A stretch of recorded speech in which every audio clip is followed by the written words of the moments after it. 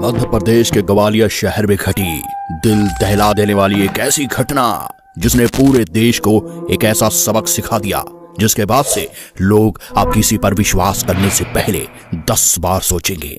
तो चलिए देखते हैं कैसे एक पराये घर से आई महिला ने विश्वास और रिश्तों की धज्जियां उड़ाते हुए तैयार कर डाला मौत का एक ऐसा मास्टर प्लान जिसे देखकर कानून से लेकर हर कोई दंग है। और फिर कैसे ये लोग कानून के हत्थे चढ़े। बस बने रहिए वीडियो के अंत तक।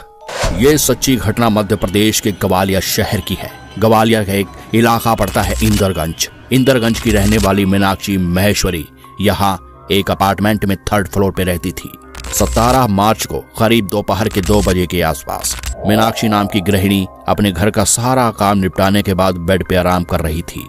तभी कोई घर की बेल बजाता है। इसी के साथ दरवाजे के खटखटाने की आवाज भी आती है, मानो बाहर खड़ा वो शख्स जल्दी में हो। मीनाक्षी जब दरवाजा खोलती है तो देखती है उसके सामने उसकी सहेली प्रीति खड़ी है।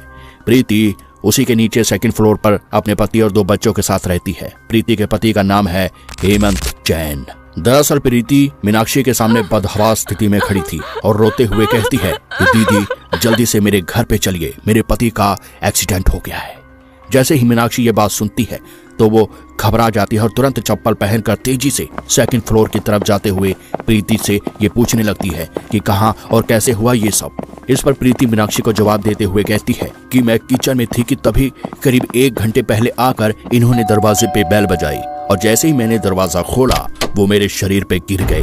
दरअसल उनके सिर से बहुत खून निकल रहा था। जब मैंने उनसे पूछा कि ये सब कैसे हुआ तो उन्होंने सिर्फ इतना ही बताया कि मेरा एक्सीडेंट हुआ है। बाकी वो और ज्यादा बोलने की स्थिति में नहीं थे।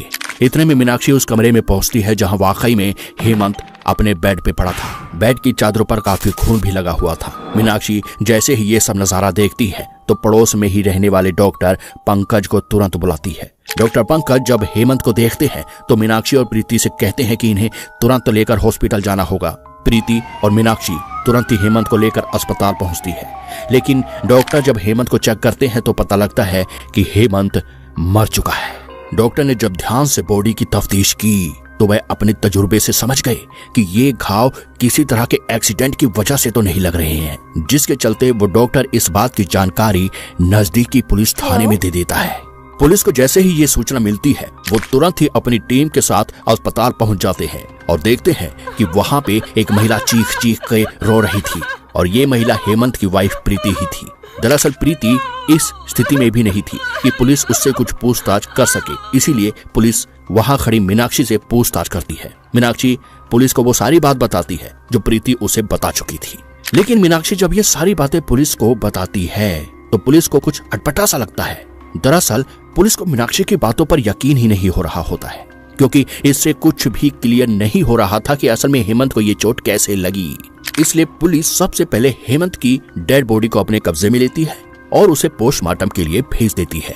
इसके बाद पुलिस मीनाक्षी की कही बातों को अपनी कसौटी पर वेरीफाई करने के लिए हेमंत के घर पे जाती है और घटना स्थल की बड़ी बारीकी से छानबीन करती है। पुलिस देखती है कि उसके बेड पे काफी मात्रा में खून लगा हुआ था। लेकिन सबसे चौंकाने वाली बात तो ये है कि प्रीति ने मीनाक्षी को बताया था कि जब वह दरवाजा खोली थी तो उसके पति उसके शरीर पे ही गिर गए थे।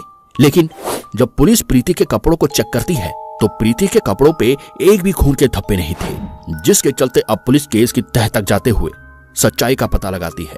प्रीति के घर के बाहर लगे सीसीटीवी फुटेज को चेक करती है।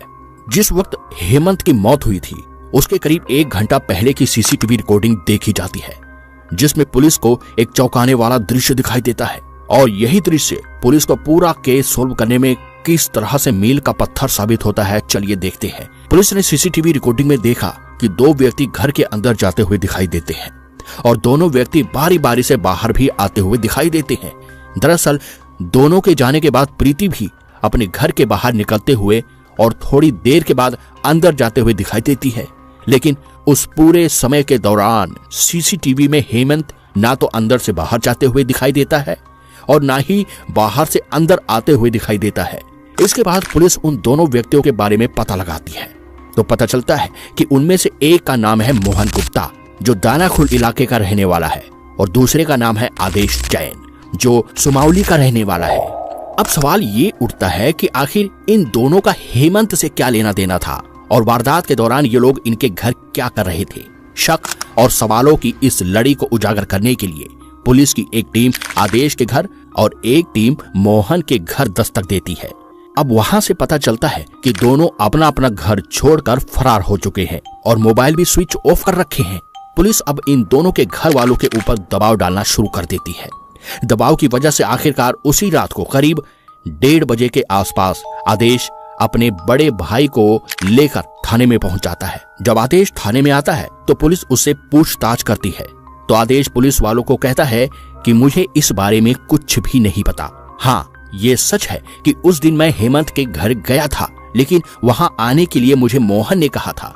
मैं मोहन से पैसे लेने के लिए गया था, लेकिन जब मैं हेमंत के घर पे पहुंचा तो मैंने देखा हेमंत अपने बेड पे गहरी नींद में सो रहा था और बगल में प्रीति और मोहन अपने सर पे हाथ रखकर बड़ी उदासी में बैठे हुए थे, जिसे देखकर मुझे थोड़ा सा अटपटा लगा। इसलिए मैं पैसे लिए बगैर 2 मिनट के अंदर घर से बाहर निकल गया। आदेश जब ये सारी बातें पुलिस को बताता है तो पुलिस ना तो आदेश की बातों पे यकीन करती है और ना ही उसे छोड़ती है। पुलिस अब मोहन को ढूंढना शुरू कर देती है। पुलिस जब मोहन के परिवार वालों पे दबाव डालती है तो आखिरकार अगले दिन शाम के वक्त मोहन अपने वकील के साथ थाने पहुंच जाता है। पुलिस जब मोहन से हेमंत की हत्या के बारे में पूछताछ करती है तो मोहन अपनी सच्चाई कबूल कर लेता है और साथ ही साथ हेमंत की पत्नी प्रीति का नाम लेता है।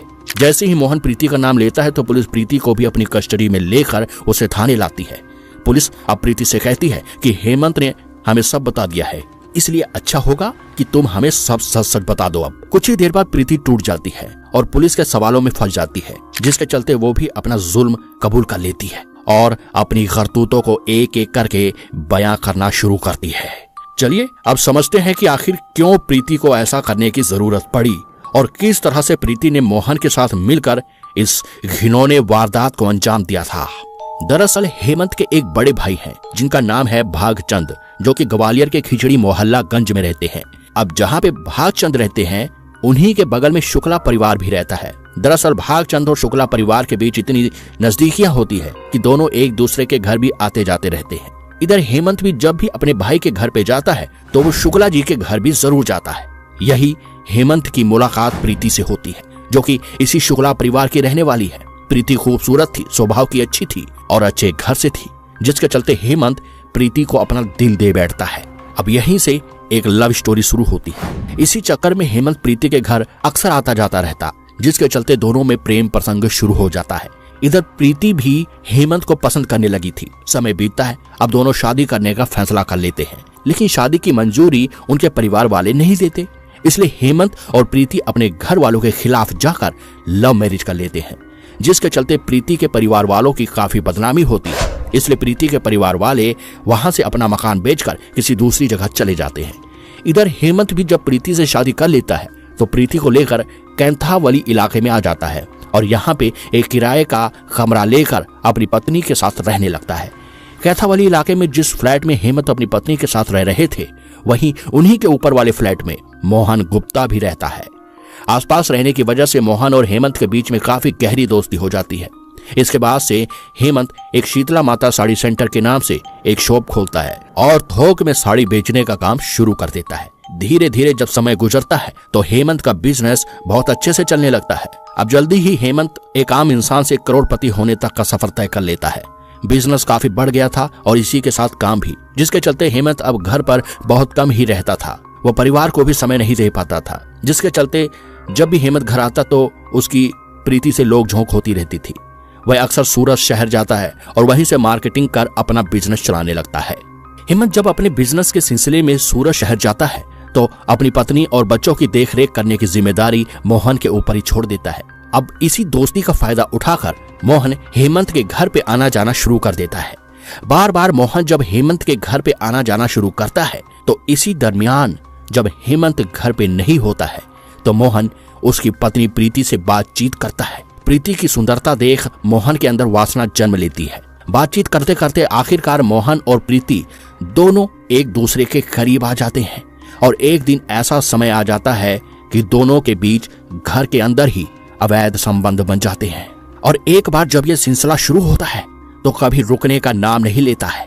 इस बात की जानकारी हेमंत को नहीं होती है। लेकिन घटना से करीब 6 महीने पहले जब हेमंत अपने घर पहुंचता है तो अपने दोनों बच्चों से बातचीत करता है। बातचीत करने के दौरान ही दोनों बच्चे अपने पिता से कहते हैं, पापा जब आप घर पर नहीं होते हैं तो मम्मी मोहन अंकल के साथ ही कमरे में सोती हैं और हम दोनों बगल के कमरे में सोते हैं। बच्चे जैसे ही ये बात कहते हैं, इसे सुनकर हेमंत के पैरों तले जमीन खिसक जाती है। हेमंत जब इस बारे में अपनी पत्नी प्रीति से बात करता है तो प्रीति भी कई तरह की सफाई देने की कोशिश करती है, लेकिन हेमंत अपनी पत्नी की बातों पर यकीन नहीं करता क्योंकि बच्चे झूठ नहीं बोल सकते। बल्कि अब हेमंत साफ साफ मोहन को भी कह देता है कि आज के बाद से तुम्हें मेरे घर पे आने की जरूरत नहीं है। अब इस वजह से मोहन और प्रीति ना तो एक दूसरे से बातचीत कर पाते थे और न ही उनकी मुलाकात हो पाती थी।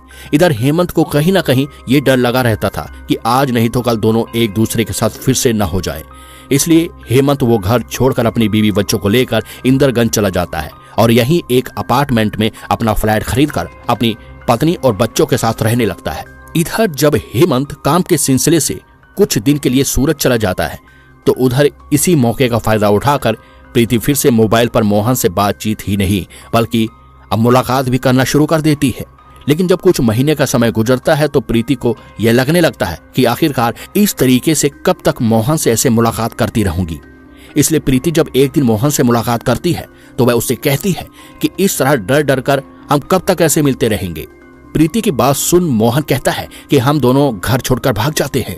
मोहन जब घर छोड़ने की बात कहता है तो प्रीति कहती है कि नहीं, ये सही नहीं होगा, इससे बदनामी तो होगी ही और जो करोड़ों की संपत्ति है उससे भी हाथ धो बैठेंगे।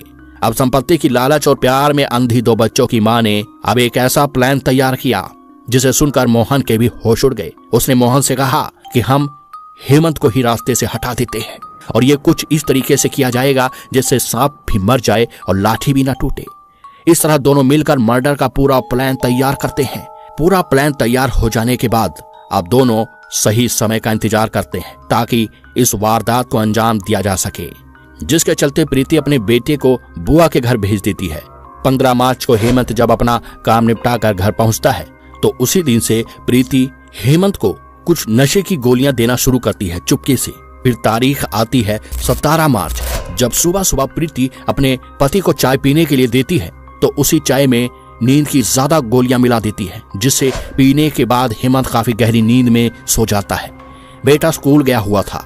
हेमंत जब गहरी नींद में सो जाता है तो प्रीति मोहन के नंबर पे फोन करती है और उसे अपने घर पे बुलाती है और कहती है कि अपने काम को आज ही अंजाम देना होगा, तैयारी कर लो और तुरंत घर पर आ जाओ।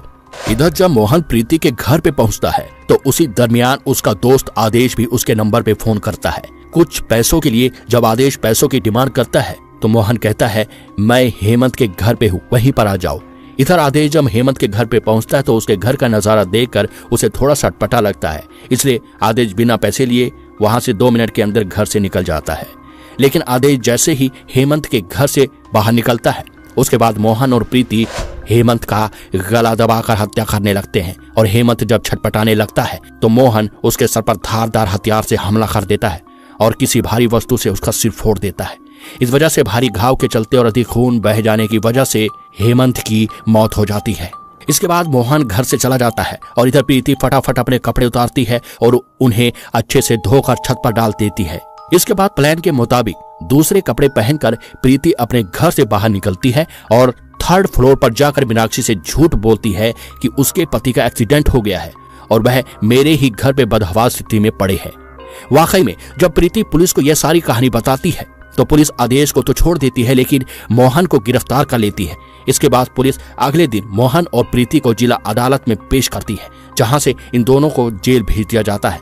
तो आपने देखा कि किस तरह से हेमंत ने किसी पर विश्वास किया, जिसके चलते न सिर्फ उसने बल्कि उसकी खुद की वाइफ जो 2 बच्चों की मां थी वो भी लाज शर्म भूलकर पति को धोखा देती है और जिस तरह से घिनौने अपराध को अंजाम देती है वो वाकई में एक शर्मनाक घटना है। इन्हें किस तरह की सजा मिलनी चाहिए, आपकी इस पर क्या राय है और इस घटना से क्या सीख मिलती है, हमें कमेंट में जरूर बताएं।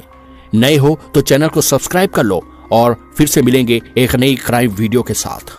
अगर आप हमारे चैनल पर नए हैं तो नीचे लाल कलर से लिखे सब्सक्राइब को दबाकर ग्रे कर दें। इससे आप हमारे चैनल से जुड़ जाएंगे और आने वाली वीडियोस को देख पाएंगे। और जिन्होंने सब्सक्राइब करा हुआ है उनका बहुत बहुत शुक्रिया। आप लोग ऐसे ही चैनल से जुड़े रहिए, मैं आपके लिए वीडियोस लाता रहूंगा।